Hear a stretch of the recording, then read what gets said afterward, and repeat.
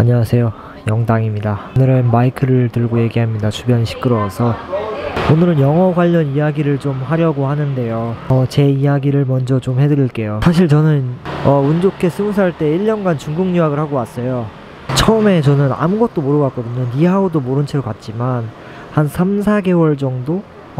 그 정도 지났을 때 오히려 10년 넘게 배운 영어보다 의사소통이 잘 됐었고, 그러다 보니까 재밌고 더 하고 싶고 그랬었거든요.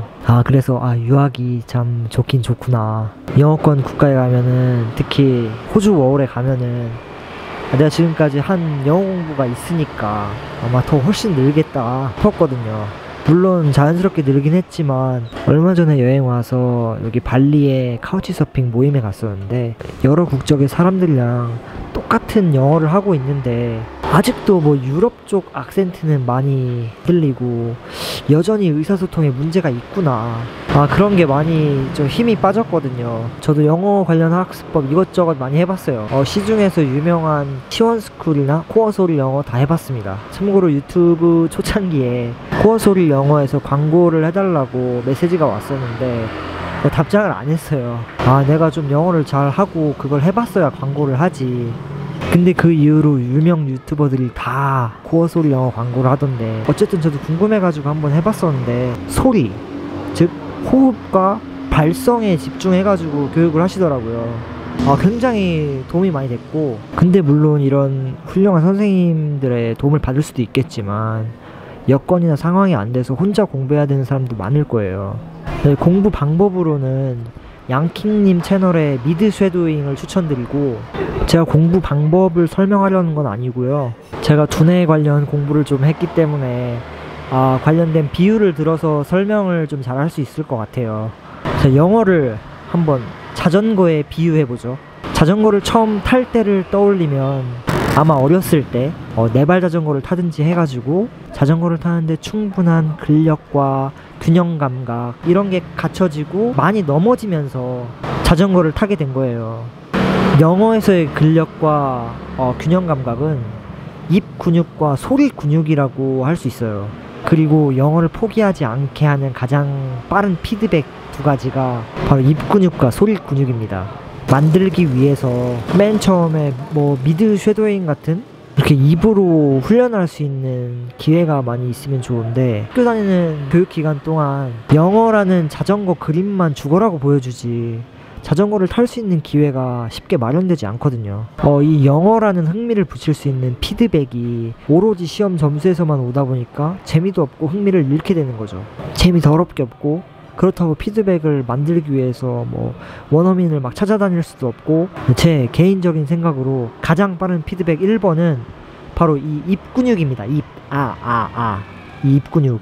입은 얼굴에 있죠. 근데 여러분, 사람 그 얼굴 근육이 얼마나 다양한지 아세요? 근데 한국어하고 영어하고 말할 때 같은 근육이 쓰이겠어요? 달라요. 영어를 내뱉는데 필요한 근육이 달라요.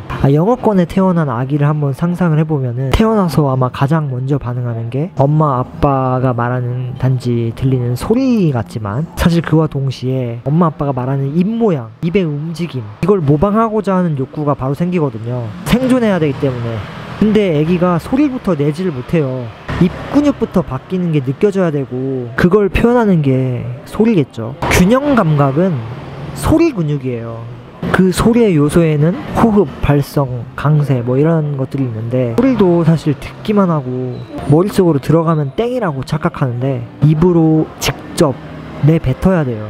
왜냐면 발성을 내기 위한 뱃속에서부터 나오는 이 근육, 즉 발성에 필요한 아웃풋을 위한 근육이 필요한 거죠. 영어라는 자전거에 올라타기 위해서 필요한 두 가지는 이 입 근육과 소리 근육이라고 생각합니다.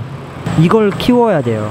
그렇게 해서 영어라는 자전거에 올라탈 수만 있다면, 그리고 페달을 움직일 수만 있으면 가속도가 붙는 거고, 계속 이제 재미있게 자전거 타면서 오늘은 한강에 가야겠다, 어딜 둘러봐야겠다, 관찰해야겠다 할 수 있잖아요. 아마 재미와 호기심이 자동으로 따라오게 될 것 같아요. 저는 이때부터 내 표현들을 공부해 나가면서 유튜브라든지 어떤 드라마나 영화 같은 것들을 즐길 수 있게 될 거라고 생각이 들거든요. 양킹님 영상에서 나온 성우님도 외우지 말라고 하셨어요. 똑같이 앵무새처럼 따라하는 말하는 연습에 집중하라고 하셨거든요. 저는 그 훈련을 할 때 이 얼굴과 입의 근육의 의식에 먼저 집중을 해보라고 말씀을 드리고 싶어요. 입 모양이 모이는 장면을 보면서 입 모양도 동시에 따라 할 수 있게 된다면 좀 더 빠른 피드백이 오지 않을까 하는 생각이 들어요.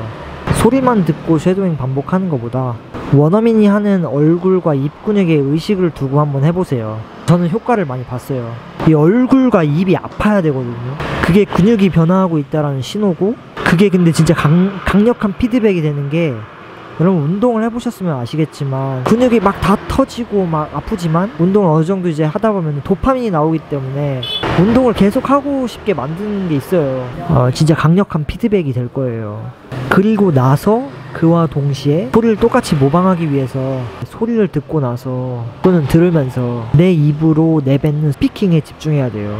근데 매체를 듣고 단순히 앵무새처럼 따라하는 것을 넘어서 원어민의 호흡, 발성, 리듬, 그리고 제스처 이런 것들에 초점을 두고 의식하면서 따라하면 좀 더 정확한 소리를 모방할 수 있지 않을까라는 생각이 들어요. 기본적으로 우리 두뇌는 신경 가소성이라는 게 있어요.